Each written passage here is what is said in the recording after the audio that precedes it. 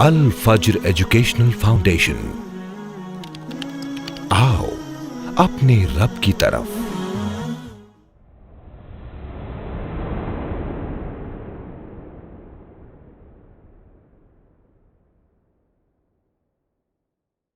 الحمد للہ رب العالمین وبہ نستعین وصلی اللہ علی رسولہ النبی الکریم، اما بعد، اعوذ باللہ من الشیطان الرجیم۔ اولا یرون انہم یفتنون فی کل عام مرۃ او مرتین ثم لا یتوبون ولا هم یذکرون۔ تعریف و توصیف اللہ وحدہ لا شریک کے لیے ہے۔ درود و سلام اللہ تبارک و تعالیٰ کے تمام نبیوں پر، بالخصوص خاتم النبیین سید المرسلین محمد رسول اللہ صلی اللہ علیہ وسلم پر۔ اللہم صلی علی محمد وعلی آل محمد کما صلیت علی ابراہیم وعلی آل ابراہیم انک حمید مجید۔ اللہم بارک علی محمد وعلی آل محمد کما بارکت علی ابراہیم وعلی آل ابراہیم انک حمید مجید۔ محترم سامعین، آپ لوگوں نے میرا موضوع سماعت فرمایا ہے، دور حاضر کے فتنوں سے کیسے نجات پائیں، کیسے بچیں۔ موضوع بڑا اہم ہے، اور موضوع کی اہمیت کو دیکھتے ہوئے کسی بڑے عالم کو اگر یہ موضوع دیا جاتا تو بہت مناسب ہوتا کہ وہ اس کی اچھی طرح سے وضاحت کر سکیں۔ مجھ جیسے ادنا سے شخص کو جو ایک مسجد میں امامت کرتا ہے، اتنا اہم موضوع دیا گیا ہے، اس سے موضوع کا صحیح معنوں میں حق بھی ادا نہیں ہو پاتا، اور ساتھ ہی اگر ہم کچھ کوشش بھی کریں تو وقت کی اتنی قلت ہے، موضوع کو بیان کرنے کے لیے اتنا کم وقت رکھا گیا ہے کہ آدمی کسی بھی حد تک کوشش کرے، اس کم وقت میں ایسے موضوع کو تو نہیں بیان کیا جا سکتا۔ پھر بھی بول دیا گیا ہے تو جو بھی مناسب وقت اپنے پاس ہے، کچھ باتیں میں آپ کی خدمت میں انشاءاللہ پیش کروں گا۔ فتنوں سے بچنا، اول یہ بات جاننا چاہیے کہ فتنہ کہتے کس کو ہے۔ فتنہ جو لغت کی کتابیں ہیں ان کے اندر فتنہ ذکر کیا گیا ہے ابتلا اور آزمائش کو، ایک امتحان کو، ایسا امتحان جس کے ذریعے سے انسان کی حقیقت ظاہر ہو جاتی ہو۔ اس لیے کئی دفعہ سونے کو جو آگ میں تپایا جاتا ہے نا، اس کے لیے فتنہ لفظ استعمال کیا جاتا ہے، کیونکہ اس سے سونے کی حقیقت واضح ہوتی ہے کہ سونا کیسا ہے، اس میں کیا کھرا ہے کیا کھوٹا ہے۔ تو لغت میں فتنہ ایسے امتحان، ایسی آزمائش کو کہتے ہیں جس سے انسان کی حقیقت ظاہر ہو جائے کہ انسان ہے کیسا۔ اور اصطلاحات لکھنے والوں نے شرعی اصطلاح میں جو فتنے کا مفہوم بیان کیا ہے وہ یہ کہ ہر وہ چیز جو انسان کو اس کے دین سے دور کر دے وہ انسان کے لیے فتنہ ہے۔ ہر وہ چیز جو انسان کے دین میں بگاڑ کا سبب بنے وہ اس کے لیے فتنہ ہے۔ ہر وہ چیز جو انسان کو دین پر عمل کرنے سے رکاوٹ کا ذریعہ بن جائے وہ اس کے لیے فتنہ ہے۔ اسی لیے قرآن کریم میں مال کو، اولاد کو، بیوی بچوں کو فتنہ قرار دیا گیا ہے۔ یعنی جب کسی کی اولاد، کسی کا مال، کسی کا پریوار، اس کے بیوی بچے اس کو اللہ کے دین میں عمل سے رکاوٹ کا سبب بنے تو یہ فتنہ ہے۔ اگر کسی کی تجارت سبب بنتی ہے اس بات کا کہ وہ نماز سے دور ہو جائے تو اس کی تجارت اس کے لیے فتنہ ہے۔ اگر کسی کا دوست یا کوئی دشمن سبب بنے اس سے دین سے دور کرنے کا تو اس کا دوست اس کے لیے فتنہ ہے۔ اگر کسی شخص کی عقل اس کے دین سے دور کرنے کا اس کو سبب بن جائے تو اس کی عقل ہونے کے باوجود بھی اس کے لیے فتنہ ہے۔ ایک شاعر نے، سرفراز بزمی ہے، اس نے بڑی پیاری بات کہی فتنے کا ذکر کرتے ہوئے کہ اللہ سے کرے دور تو تعلیم بھی فتنہ، املاک بھی، اولاد بھی، جاگیر بھی فتنہ، باطل کے لیے اٹھے تو شمشیر بھی فتنہ، شمشیر تو کیا نعرہ تکبیر بھی فتنہ۔ مختصراً یہ کہ ہر وہ چیز جو آپ کو اللہ کے دین سے دور کر دے، اللہ سے دور کریں، آپ کے دین میں بگاڑ کا سبب بنے، آپ کے ایمان اور عقیدے میں بگاڑ کا ذریعہ بن جائے، وہ تمام چیزیں فتنہ ہے، بظاہر وہ کتنی اچھی نظر آتی ہوں۔ پیارے رسول صلی اللہ علیہ وسلم نے فتنوں کے آنے کی پیشین گوئیاں فرمائی ہیں، بہت سے فتنوں کے بارے میں آپ نے نامزد خبر کی، اور وقت کی قلت ہے کہ ہم ان سب حدیثوں کو جمع کریں، لیکن فتنوں کی آمد کے تعلق سے اللہ کے رسول صلی اللہ علیہ وسلم کی حدیثوں میں کچھ کلمے ایسے ہیں کہ میں چاہتا ہوں کہ وہ آپ کے سامنے رکھوں، کہ فتنے کس قدر ہوں گے، کتنے زیادہ ہوں گے۔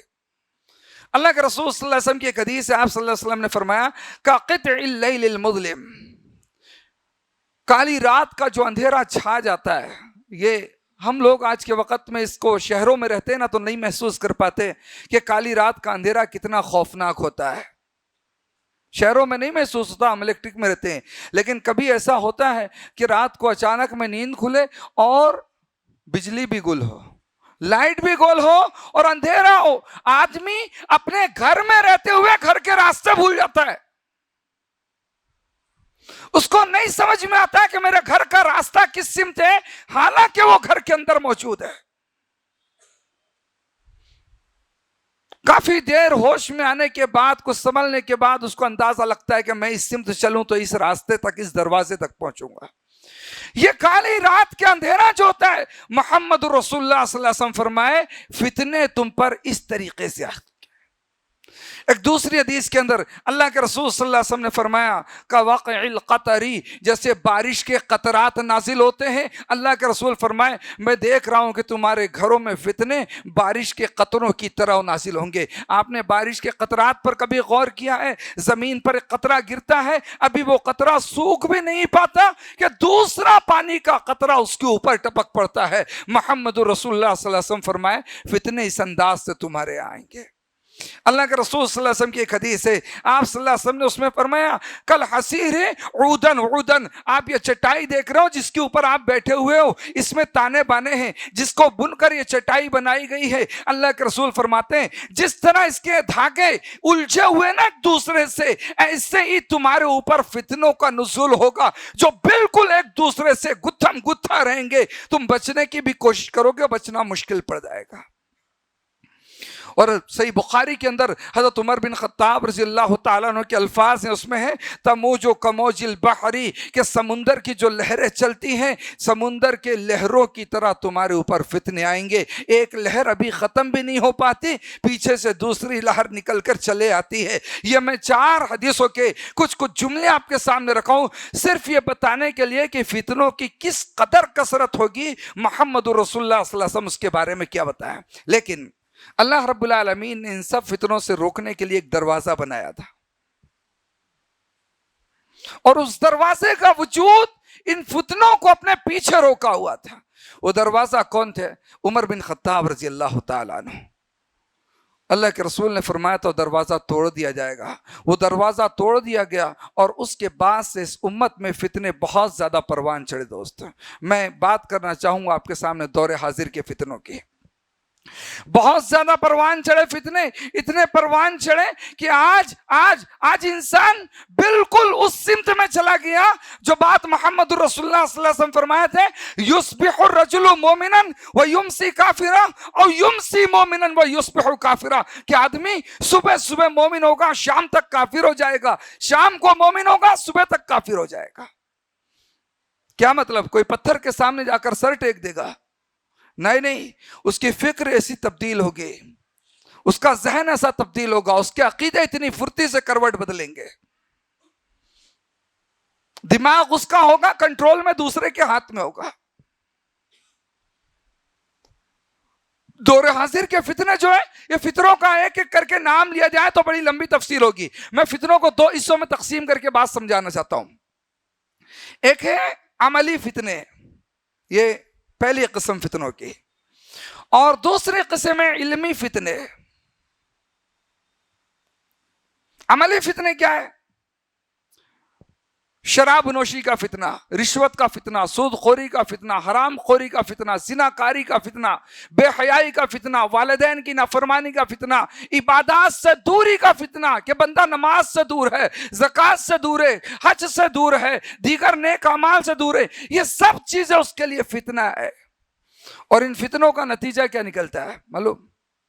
आदमी जब अमली फितनों में मुब्तला होता है तो नतीजा क्या निकलता है? अल्लाह कुरान में कहता है ज़हरल फसादु फिल बर्री वल बहरी बिमा कसबत अयदीन नास। ये अमली फितनों में मुब्तला होने का नतीजा निकलता है, इस रुए ज़मीन में फसादात होते हैं, कत्ल व गारतगिरी होती है, नाहक माल लोगों का लूटा जाता है, जालिम हुकूमतें मुसल्लत करती जाती हैं, बेतहाशा परेशानियों का इंसान को सामना करना पड़ता है। यहाँ तक कि अल्लाह फरमाता है वमा असाबकुम मिन मुसीबतिन फबिमा कसबत अयदीकुम, फिर जितनी भी तकलीफें तुम पर आती हैं ये सब के सब सिर्फ उन अमली फितनों का नतीजा है। अच्छा, फितनों की दूसरी किस्में, अब मैं मौजू का रुख थोड़ा अलग लेकर जा रहा हूं। फितनों की दूसरी किस्में इल्मी फितने हैं। सुनने में बड़ा अजीब लफ्ज लगता होगा, इल्मी फितने।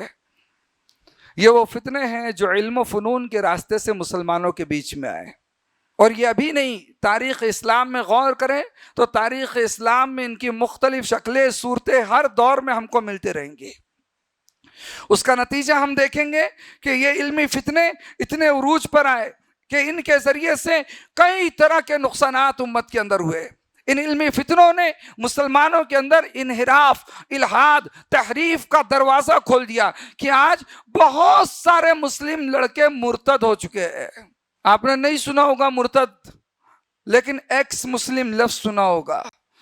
ये मुर्तद लड़के हैं जो मुसलमान थे, आज इस इल्मी फितनों में गिरफ्तार होकर इल्म की बुनियाद पर, जहालत की बुनियाद पर नहीं, इल्म की बुनियाद पर इस्लाम को उन्होंने छोड़ दिया, छोड़कर मुस्लिम उलमा से मुनाजरे करने के लिए वो लोग आ गए।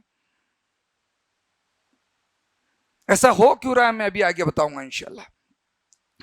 ये इल्मी फितनों का नतीजा ये हुआ कि जब ये मुसलमानों के अंदर आए तो मुसलमानों के मुत्तफका अलैह अकाइद के अंदर, मुत्तफका अलैह उसूल व ज़वाबित के अंदर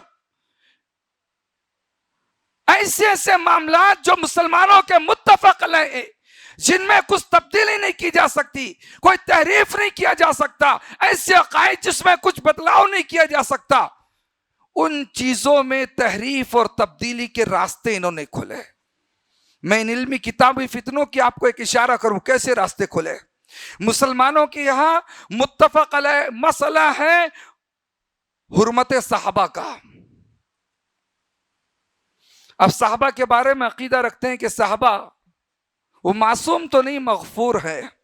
मासूम नहीं कि उनसे खताएं ना हो, मगफूर हैं कि खताएं हुई थी तो अल्लाह ने माफ फरमा दिया, मगफूर है। अब खताएं हुई थी तो अब मुसलमानों का अकीदा है और मुत्तफक अलैह अकीदा है कि उन खताओं को अवाम के सामने ना जिक्र किया जाए, वगरना अवाम अपने सहाबा से मुतनफ़िर होगी। जब अवाम सहाबा से मुतनफ़िर होगी, दीन की अहमियत उसके दिलो दिमाग में कम होगी। पर क्या हुआ, ये इल्मी किताबें फितने जो आए ना, इन्होंने, आप मैं बात करूँ ना इंजीनियर मोहम्मद अली मिर्ज़ा की, इसने क्या किया, इसने इल्मी फितना आम किया। इस खुद बोलता है ना मुस्लिम वो इल्मी किताबी, ये इल्मी किताबी फितना ऐसा लेकर आया कि आम आदमी तक आज ऐसी हदीस नंबर रट रट कर रखा हुआ है जिसमें किसी सहाबी की तौहीन होती है, और वो ऐसी हदीसों को रट कर उनके हवाले याद करके उनको लोगों के सामने पेश करके वो महसूस कर रहा है मैं कोई इल्मी काम अंजाम दे रहा हूं। अल्लाह के बंदे, तुम कोई इल्मी काम नहीं अंजाम दे रहे हो, तुम मुसलमानों के दरमियान फितने की हैसियत से मौजूद हो। ये इल्मी किताबी फितने जब उरूज में आए, मुनकिरीन हदीस का टोला वजूद में आया। ये यूं ही जाहिल लोग नहीं होते ये लोग। आप कभी गुफ्तगू करके देखे, अल्लाह का एहसान है मुझे कई दफा पाला पड़ा है, कभी गुफ्तगू करके देखे, अच्छे अच्छों को खामोश कर दे। ये इल्मी किताबी फितने आए, मुनकिरीन ज़कात का फितना वजूद में आया। ये इल्मी किताबी फितने आए, मुनकिरीन खत्म नबुवत का फितना इनके जरिए वजूद में आया। آج بھی مسلمانوں کے درمیان میں ایسے لوگ موجود ہیں جو حج کے منکر ہیں، قربانی کے منکر ہیں، روزے کے منکر ہیں، آج بھی موجود ہے مسلمانوں میں، اور انکار کی دلیلیں بھی رکھتے ہیں، انکار کرنے کی دلیلیں بھی رکھتے ہیں، وجوہات بھی پیش کرتے ہیں، وجوہات کو جائز وجوہات بتاتے ہیں، اور ایسی نہیں کہ یوں ہی ہوائی باتیں کرتے، وجوہات بھی ایسے پیش کرتے ہیں کہ عام آدمی اگر ان کو سنے ان وجوہات کو قبول کر لیتا ہے، اس کو بھی لگتا ہے کہ بات درست بولی جا رہی ہے۔ آج دیکھیں، ہم اپنے یہاں سے تھوڑا باہر نکل کے پاکستان کی طرف جائیں تو ابھی ایک جاوید احمد غامدی نام کا شخص موجود ہے، زندہ ہے۔ میں نے کہا نا، یہ مسلمانوں کے متفق علیہ مسائل پر انہوں نے چوٹ کی ہے، اور اس کو قبول کرنے والے کوئی غیر مسلم نہیں، مسلمان ہے۔ ایک بیان میں انجینئر محمد علی مرزا سے انٹرویو میں پوچھا گیا کہ آپ کے نزدیک سب سے بڑا عالم کون ہے؟ آپ نے سنا ہوگا ویڈیو، اس نے بولا جاوید احمد غامدی، سنا ہوگا آپ نے ویڈیو۔ اب وہ جاوید احمد غامدی کی آپ ویڈیو سنیں، عیسیٰ علیہ السلام کی وفات پر اس نے اپنے 2-3 بیان ریکارڈ کروایا ہے۔ وہ کہتا ہے میں نہیں مانتا کہ عیسیٰ علیہ السلام زندہ ہے۔ دلیلیں کائے سے دیتا ہے؟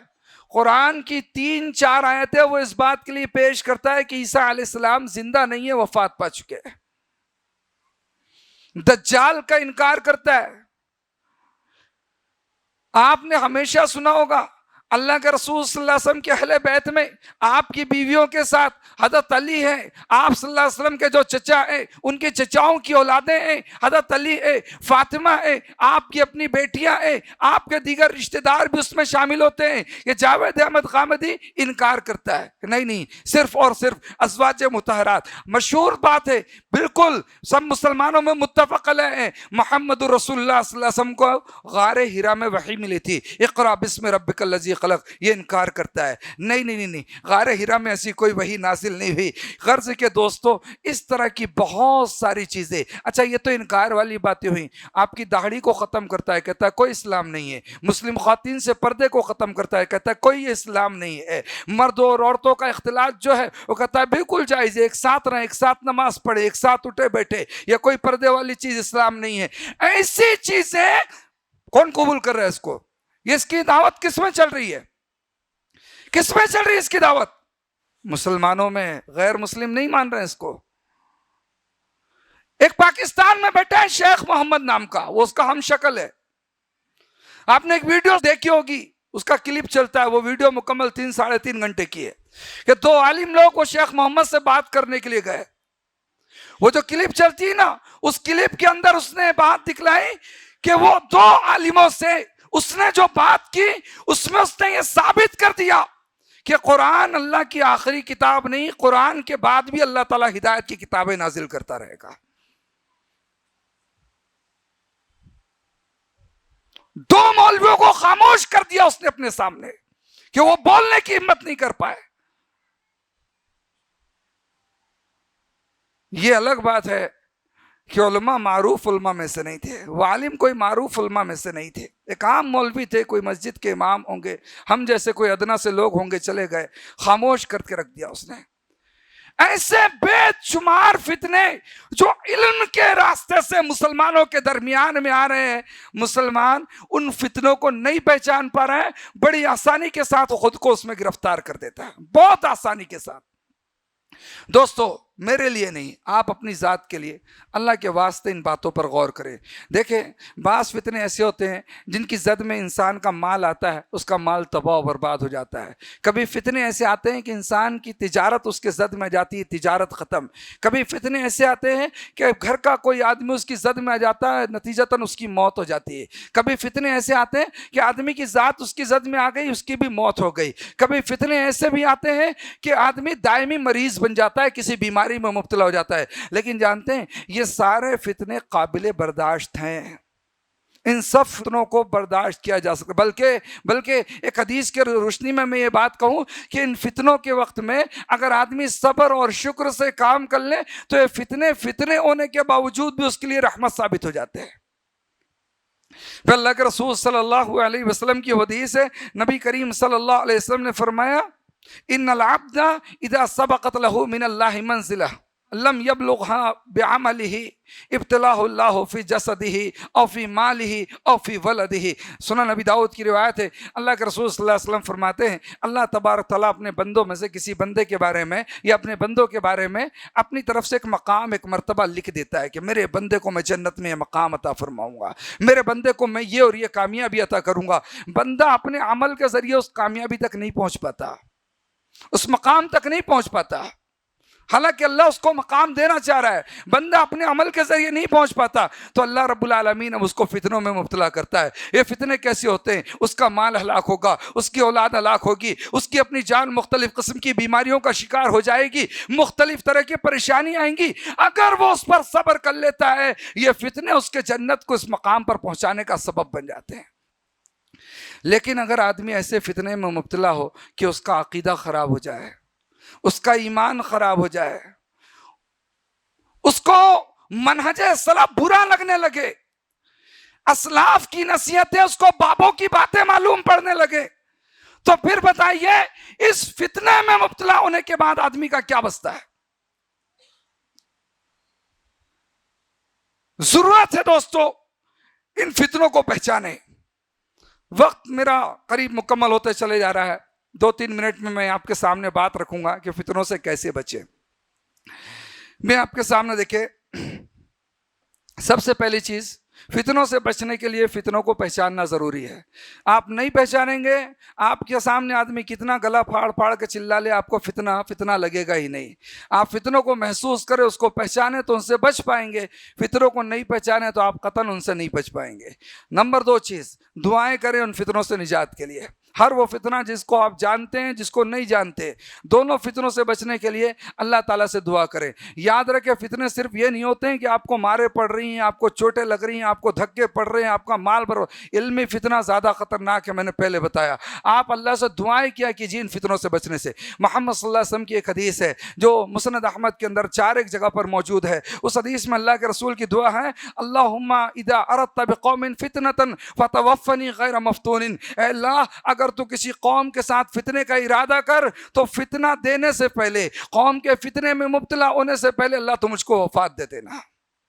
یوں موت کی تمنا کرنا منع ہے، لیکن اگر فتنے ایسے مبتلا ہوتے جو آپ کے ایمان کو، آپ کے عقیدے کو تباہ و برباد کر کے رکھ دے تو ایمان خراب ہونے سے بہتر ہے کہ انسان کو موت ہو جائے.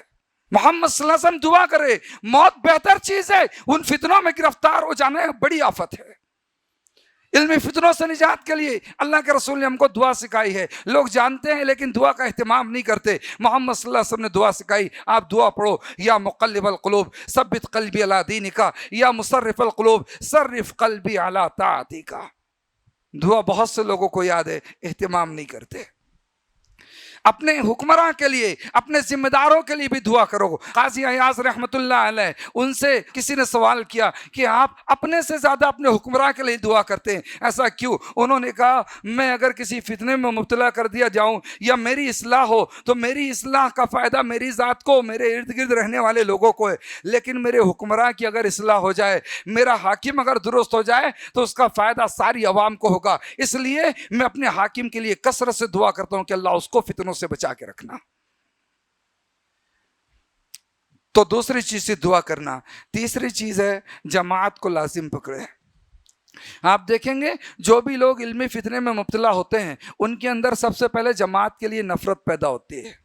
وہ جماعت کے ذمہ داروں کے خلاف غلط جملے بولیں گے، جماعت کے علماء کے لیے غلط جملے بولیں گے، اور ایسے ایسے سڑے جملے بولتے ہیں، بالکل نازیبا اور گندے الفاظ ان کی زبانوں میں رہتے ہیں، اور وہ خود کو بڑے بڑے علماء سے بھی بڑا عالم محسوس کرتے ہیں. بالکل ایسی کیفیت ان کو ہو جاتی ہے. جماعت سے دوری یہ سب سے پہلا کام ہوتا ہے علمی فتنے میں گرفتار ہونے والے شخص کا. حالانکہ اللہ کے رسول صلی اللہ علیہ وسلم کی حدیث ہے، میں 3 عقیدوں کی طرف اشارہ کرتا ہوں. آپ صلی اللہ علیہ وسلم نے فرمایا علیکم بالجماع وایاکم الفرقہ فإن الشیطان مع الواحد. اللہ کے رسول فرماتے ہیں جماعت کو لازم پکڑو اور جماعت سے الگ ہونے سے بچو. کیوں؟ کیونکہ شیطان اس شخص کے ساتھ ہوتا ہے جو جماعت سے الگ ہو جاتا ہے. ایسی اللہ کے رسول صلی اللہ علیہ وسلم کی حدیث سے آپ نے فرمایا علیکم بالجماع فإن ید اللہ علی الجماع. آپ جماعت کو پکڑو کیونکہ اللہ رب العالمین کی تائید جماعت کو حاصل ہوتی ہے. صحیح مسلم کے اندر اللہ کے رسول صلی اللہ علیہ وسلم نے فرمایا من فارق من الجماعت شبرا فمات فمیتۃ الجاہلیہ، جو شخص جماعت سے ایک بالش بھی نکل کر الگ ہو گیا، دور ہو گیا، اگر اس کی اس حالت میں موت ہو گئی، وہ جاہل کی موت مرا ہے۔ وہ سمجھتا ہوگا خود کو عالم، وہ سمجھتا ہوگا خود کو بڑا پارسا، لیکن اس کی موت کیسی ہوئی؟ جاہلیت کی موت ہوئی۔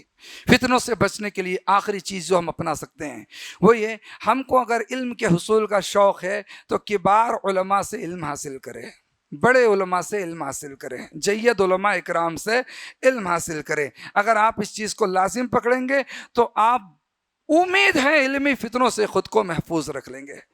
امام حسن بصری رحمۃ اللہ علیہ وہ کہا کرتے تھے الفتنۃ اذا اقبلت عرفها کل عالم واذا ادبرت عرفها کل جاہل، کہ فتنے جب آتا ہے نا، کوئی بھی فتنہ آتا ہے، فتنے جب وجود میں آتے ہیں، ان فتنوں کو عالم پہچانتا ہے، ان فتنوں کو عالم پہچانتا ہے، عوام نہیں پہچانتی۔ لیکن جب وہ فتنہ خوب غالب ہو جاتا ہے، بہت سو کو اپنی زد میں لے لیتا ہے، علماء مسلسل اس کے خلاف محنت کرتے رہتے ہیں، اور وہ فتنہ ہلاکت کے قریب لوگوں کو لے کر چلے جاتا ہے، تب عام آدمی کو سمجھ میں آتا ہے کہ ہاں یہ چیز فتنہ تھی جس میں ہم مبتلا ہو گئے۔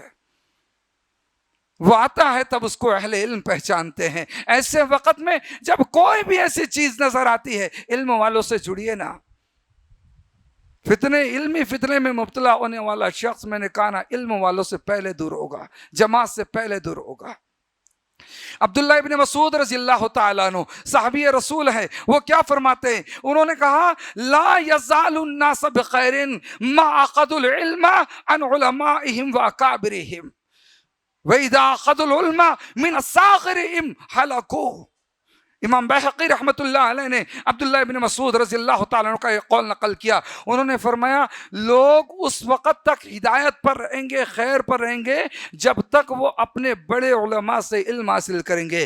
جب بڑے علماء کو چھوڑ کر وہ اصاغرین سے علم دین حاصل کرنا شروع کر دیں گے، ہلاکو، وہ ہلاک ہو جائیں گے۔ یہ بات میری اپنی ہوتی تو سمجھ میں آتا، یہ بات اللہ کے رسول صلی اللہ علیہ وسلم کا ایک صحابی کہہ رہا ہے، اور اس کی مثالیں ہیں جی، دنیا میں مثالیں ہیں۔ دیکھیں صحابہ اکرام جب موجود تھے، صحابہ میں ابو بکر جیسا عالم ہے، عمر جیسا عالم ہے، عثمان و علی جیسے علماء موجود ہیں رضی اللہ علیہم اجمعین۔ اتنے بڑے بڑے علم والوں کو چھوڑ کر جب اوروں کی اقتداء کرنے کے لیے لوگ آگے بڑھے، اس زمانے میں منکرین زکوٰۃ کا فتنہ پیدا ہو گیا۔ یہ منکرین زکوٰۃ میں سے کوئی ایک شخص ایسا آپ کو نہیں ملے گا جو ابو بکر سے علم حاصل کرنا پسند کرتا ہو، جو عمر فاروق اور حضرت علی کو عالم سمجھتا ہو۔ کوئی ایک ایسا شخص نہیں ملے گا۔ فکر تبدیل ہوتی ہے کہ جید علماء کو چھوڑ کر دوسرے طرف جاؤ، تب منکرین زکوٰۃ جیسا فتنہ پیدا ہوتا ہے، اور فتنہ جب پروان چڑھ جاتا ہے نا، تو ابو بکر اس کے خلاف فوج بھی تیار کر لے تو وہ توبہ کرنے کو تیار نہیں ہوتے۔ اس کو لگتا ہے ہم حق پر ہیں، ابو بکر باطل ہے، نعوذ باللہ من ذالک۔ بڑے بڑے فتنے، منکرین حدیث کا فتنہ، کیسے لوگ ہیں اس میں معلوم؟ کیسے لوگ شامل ہیں؟ جنہوں نے حدیث کے ماہرین کا فہم اس کو چھوڑ دیا، اپنے فہم سے حدیث سمجھنا شروع کی، منکرین حدیث کا فتنہ وجود میں آیا ہے۔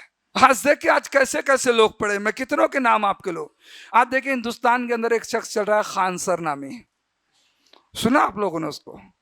خان سر کا فتنہ، یہ مسلم ہے کہ غیر مسلم ہے اب تک مبہم ہے، جاننے والے بس جانتے ہیں، عوام جانتی بھی نہیں۔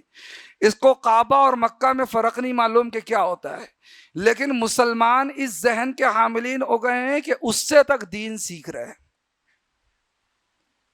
اس سے دین سیکھ رہے ہیں، اس کی ویڈیو کو دیکھ رہے ہیں، اس کو فارورڈ کر رہے ہیں۔ وہ غیر مسلم ہے یا مسلم یہ بھی نہیں معلوم، دین اس سے سیکھا جا رہا ہے۔ یہ ایسا کیوں ہو رہا ہے معلوم؟ ایسا کیوں ہو رہا ہے جی؟ کیوں ہو رہا ہے ایسا؟ ہم نے یہ پیمانہ اپنے اندر سے ختم کر دیا کہ ہم کو علم کہاں سے لینا ہے۔ ابھی میں کل ایک ویڈیو آئی میرے، اس میں نے ویڈیو سنا، اس میں ایک شخص تھا، کیا نام تھا اس کا؟ یونس الگوہر، ہاں، ایک فتنہ پاکستان میں مر گیا کہتے ہیں، اب اس کے مرید لوگ چلا رہے ہیں۔ اس نے رب الارباب ہونے کا دعویٰ کیا، میں اللہ کا بھی رب ہوں۔ کیا بولا اس نے؟ کیا بولا؟ میں اللہ کا بھی رب ہوں. اس کا مرید کہتا ہے کہ اس کے وجود میں آنے کے بعد اگر کوئی کلمہ لا الہ الا اللہ پڑھتا ہے تو وہ شرک کرتا ہے.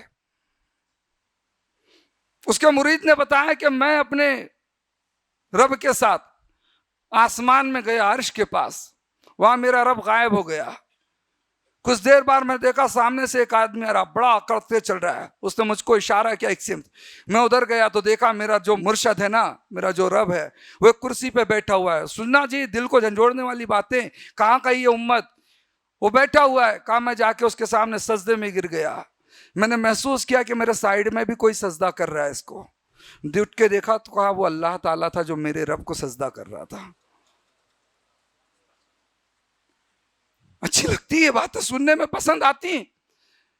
کتنی خطرناک قسم کی باتیں. اچھا سن کے لگتا ہے کہ یہ بات کو کوئی مسلمان مان لے گا؟ لگتا ہے؟ سن کے احساس ہوتا ہے کوئی مسلمان یہ بات تسلیم کر لے گا؟ 5.5 لاکھ مسلمان پاکستان کی سرزمین میں اس کے پیروکار ہیں. 5.5 لاکھ مسلمان. آپ کو احساس نہیں ہو رہا ہے؟ اب بھی اس بات کو سمجھو دوستو کہ غیر عالموں سے علم حاصل کرنے کا ذہن اگر تیار کر لو گے بالکل ایسا ہوگا. آپ کیا کہتے ہو؟ اللہ کے رسول کی حدیث ہے قیامت کے قریب علم اٹھا لیا جائے گا. سنے ہو نا, علم اٹھا لیا جائے گا. کیسا اٹھا لیا جائے گا؟ آپ کی بخاری دنیا سے غائب ہو جائے گی, مسلم غائب ہو جائے گی, وہ قرآن کی تفسیر غائب ہو جائے گی. کیسا علم کیسا اٹھا لیا جائے گا؟ کیسا اٹھایا جائے گا؟ اللہ کے رسول نے خود وضاحت فرمائے علماء کی موتیں کثرت سے ہونا شروع ہو جائیں گی. جب علماء کی موتیں شروع ہوں گی تو کیا ہوگا؟ علم اٹھا لیا جائے گا. تو علم جو ہے وہ کہاں ہے؟ وہ کتابوں میں موجود نہیں ہے. وہ کتاب ایک ذریعہ بن سکتی ہے. کتاب کے وجود کے باوجود بھی محمد صلی اللہ علیہ وسلم کہہ رہے ہیں علم اٹھا لیا جائے گا. علم اصل میں ان لوگوں کے پاس ہے جو اس کتاب کو سمجھنے کی طاقت رکھتے ہیں.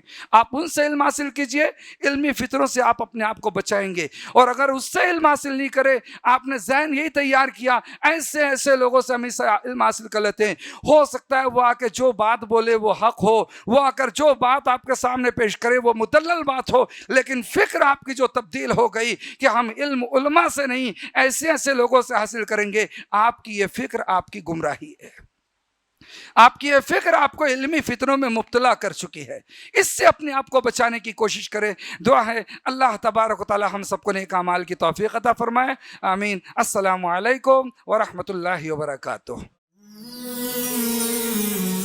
It's Al Fajr Educational Foundation presentation.